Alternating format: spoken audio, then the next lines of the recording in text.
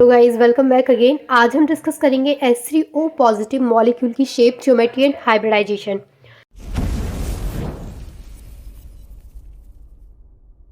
Formula है वो half into number of valence electron of the central atom plus negative charge minus positive charge plus monovalent atom like hydrogen, chlorine, fluorine, iodine, bromine.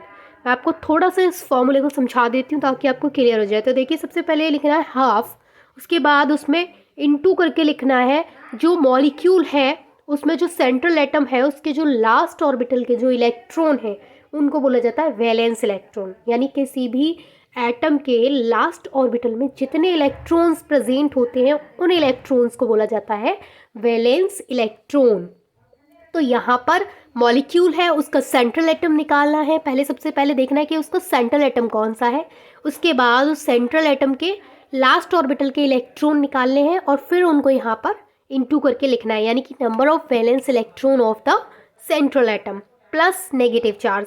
यानी कि अगर molecule के ऊपर कोई भी नेगेटिव चार्ज है तो उस चार्ज को प्लस करना है वैलेंस इलेक्ट्रॉन में, और अगर मॉलिक्यूल के ऊपर कोई भी नेगेटिव चार्ज ना होकर के अगर कोई भी पॉजिटिव चार्ज है, जैसे कि यहाँ पर शो कर रखा है माइनस पॉजिटिव चार्ज, तो अगर मॉलिक्यूल के ऊपर कोई भी पॉजिटिव चार्ज है तो वैलेंस इलेक्ट्रॉन में से उस पॉजिटिव चार्ज को माइनस करना है प्लस मोनोवैलेंट एटम। अगर मॉलिक्यूल के अंदर कोई भी मोनोवैलेंट एटम है तो उनको प्लस करना है।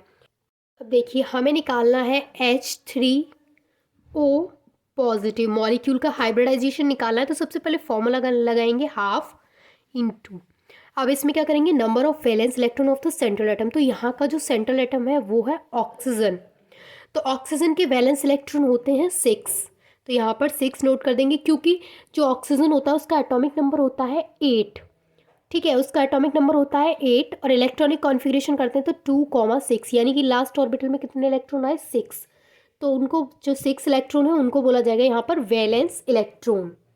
तो इसका वैलेंस इलेक्ट्रॉन कितना हो गया, 6 प्लस, इसमें प्लस क्या करना है, अगर मॉलिक्यूल के ऊपर कोई भी नेगेटिव चार्ज है, लेकिन यहाँ पर मॉलिक्यूल के ऊपर कोई भी नेगेटिव चार्ज नहीं है तो इसको छोड़ देंगे। फिर क्या करना है, फिर पॉजिटिव चार्ज देखना है। तो यहाँ पर मॉलिक्यूल के ऊपर एक पॉजिटिव चार्ज है तो पॉजिटिव चार्ज को क्या करते हैं, माइनस, तो -1। एक पॉजिटिव चार्ज है तो -1 करेंगे प्लस मोनोवैलेंट एटम, और मोनोवैलेंट एटम क्या होते हैं, hydrogen, chlorine, fluorine, bromine, iodine. तो यहाँ पर हाइड्रोजन है, कितने हाइड्रोजन है, 3। तो यहाँ पर मोनोवैलेंट एटम कितने हैं, 3। अब इसको सॉल्व करेंगे, हाफ इंटू 5 + 3 8। अब ये कट हो जाएगा, 2 4 ज़ा 8। तो ये जो निकल के आया हमारा, ये क्या है, ये है Z निकल के आया 4। तो ये आपको पहले से पता है कि Z जब 2 होता है तो हाइब्रिडाइजेशन sp, Z3 होता है तो हाइब्रिडाइजेशन sp2, और जब Z4 होता है तो हाइब्रिडाइजेशन sp3। ठीक है, आगे भी ऐसे ही होता है कि Z5 होता है तो हाइब्रिडाइजेशन sp3d हो जाता है। ये मैं आपको पहले ही करवा चुकी हूँ। NH3 मॉलिक्यूल का जब करवाया था तो उसमें सारे नोट करा दिए थे। अगर आपने नोट नहीं किए, वो वाली वीडियो नहीं देखी, तो आप यहाँ पर दोबारा से नोट कर लीजिए। Z जब 2 होता है तो हाइब्रिडाइजेशन sp, Z3 होता है तो हाइब्रिडाइजेशन sp2, Z4 होता है तो हाइब्रिडाइजेशन sp3। तो यहाँ पर जैसे कि आप देख सकते हैं कि यहाँ पर जो Z है वो कितना है, 4। तो यहाँ का जो हाइब्रिडाइजेशन होगा वो होगा sp3, यानी कि H3O पॉजिटिव मॉलिक्यूल की अगर हाइब्रिडाइजेशन की बात करें तो इस मॉलिक्यूल का हाइब्रिडाइजेशन कितना निकल के आया है, sp3 हाइब्रिडाइजेशन हमने इसका निकालना सीख लिया। अब हम निकालेंगे इसकी ज्योमेट्री कि इसकी ज्योमेट्री क्या होगी। तो ज्योमेट्री के लिए सबसे पहले हमें पता होना चाहिए valence electron of the central atom. तो सेंट्रल एटम है यहाँ पर ऑक्सीजन। अब ऑक्सीजन के वैलेंस इलेक्ट्रॉन कितने होंगे, तो ऑक्सीजन के वैलेंस इलेक्ट्रॉन होते हैं 6। We have already discussed, hybridization में हमने डिस्कस किया था कि ऑक्सीजन के जो वैलेंस इलेक्ट्रॉन होते हैं वो कितने होते हैं, 6 होते हैं। लेकिन नोट करने वाली चीज़ क्या है कि ऑक्सीजन के ऊपर एक पॉजिटिव चार्ज है। पॉजिटिव चार्ज का मतलब है कि एक इलेक्ट्रॉन की कमी है इसके पास, क्योंकि किसी भी एटम के ऊपर पॉजिटिव चार्ज तभी आता है जब उसके पास से इलेक्ट्रॉन की कमी हो जाती है। अगर किसी भी एटम के ऊपर नेगेटिव चार्ज दिख रहा है, मीन्स कि उसके पास इलेक्ट्रॉन अधिकता में है, यानी कि इलेक्ट्रॉन कहीं से आ गया है। लेकिन यहाँ पर हमें पता चल रहा है कि जो ऑक्सीजन है उस पर पॉजिटिव चार्ज है, मतलब ऑक्सीजन के पास एक इलेक्ट्रॉन की कमी है तो वैलेंस इलेक्ट्रॉन 6 से घट करके 5 हो जाएंगे। क्यों? क्योंकि ऑक्सीजन पर पॉजिटिव चार्ज है।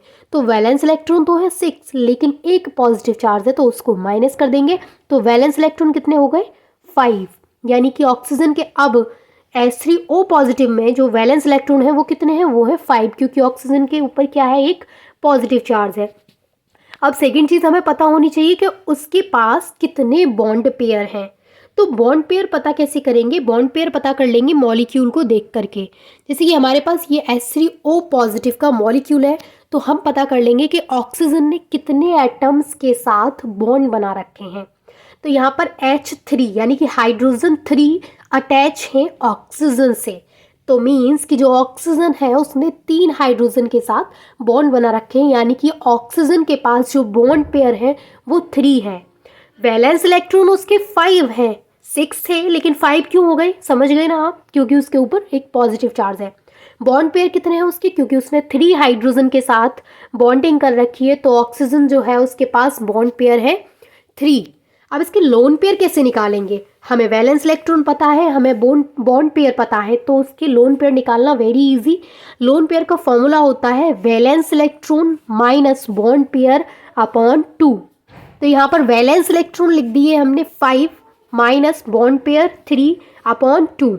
तो 5 माइनस 3 यहाँ आ जाएगा 2/2। ये 2 से 2 कट जाएगा तो ये आ गया 1। यानी कि जो H3O पॉजिटिव जो मॉलिक्यूल है उसके पास लोन पेयर 1 है।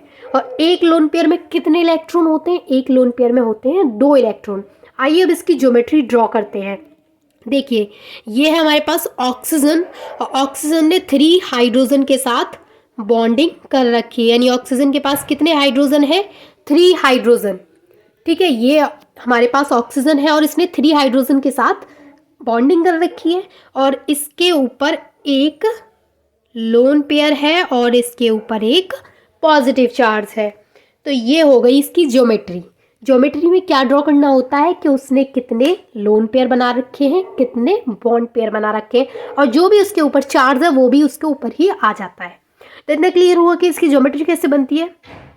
देखिए इसकी शेप देखते हैं, इस मॉलिक्यूल की शेप क्या होगी? H3O पॉजिटिव मॉलिक्यूल की शेप। तो देखिए जब भी हम किसी भी मॉलिक्यूल की शेप को ड्रॉ करते हैं तो उसमें लोन पेयर को इंक्लूड नहीं किया जाता, ओनली बॉन्ड पेयर को इंक्लूड किया जाता है।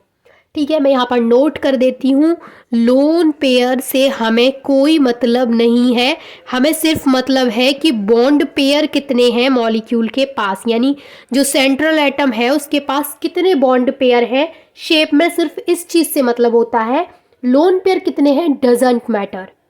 ठीक है, तो बॉन्ड पेयर तो हम ऐसे डायरेक्ट बता सकते हैं कि कितने बॉन्ड पेयर हैं इसके पास? 3 बॉन्ड पेयर हैं इसके पास। तो हम यहाँ पर ड्रॉ कर देंगे, 3 बॉन्ड पेयर हैं इसके पास, तो हम ऑक्सीजन लेंगे और इस तरीके से हाइड्रोजन यहाँ पर ड्रॉ कर देंगे और उसके ऊपर पॉजिटिव चार्ज लगा देंगे। यानी कि जो शेप होती है किसी भी मॉलिक्यूल की, शेप होती है वो लोन पेयर पर डिपेंड नहीं करती है, उसमें लोन पेयर को इंक्लूड नहीं किया जाता है। अब देखिए, अब आपको ज्योमेट्री अगर पता चल जाती है तो आप शेप के लिए क्या करेंगे कि उसमें जो बॉन्ड, जो लोन पेयर को आपने इंक्लूड कर रखा है उनको हटा दीजिए, हो गई शेप। यानी कि अगर मैं ज्योमेट्री की बात करूं तो ज्योमेट्री कैसे बनती है? ज्योमेट्री बनती है ऐसे, ऑक्सीजन है उससे ये हाइड्रोजन अटैच है, ये वाला हाइड्रोजन अटैच है, ये हाइड्रोजन अटैच है और उसके ऊपर ये लोन पेयर और एक पॉजिटिव चार्ज है। ये हो गई इसकी ज्योमेट्री, जो H3O पॉजिटिव मॉलिक्यूल है। लेकिन अगर आपको ज्योमेट्री से शेप बनानी है तो शेप कैसे बनाओगे? तो शेप के लिए बस आप इसको, जो लोन पेयर है इसको हटा दीजिए, ये जो निकल के आ गया बाकी का बॉन्ड पेयर और उसके ऊपर जो चार्ज है वो हो गया शेप। अब देखिए इसकी जो ज्योमेट्री है वो है टेट्राहीड्रल। ठीक है, इसकी ज्योमेट्री क्या है? तो इसकी ज्योमेट्री है टेट्राहीड्रल और इसकी शेप क्या है वो आप देख ही सकते हैं। यहाँ पर शेप, ज्योमेट्री पता चल गई आपको, इसकी शेप पता चल गई आपको, हाइब्रिडाइजेशन निकालना आ गया। और नोट्स के लिए आप ज्वाइन कर सकते हैं टेलीग्राम चैनल को, वहाँ आपको नोट्स मिल जाएंगे। And thanks for watching this video.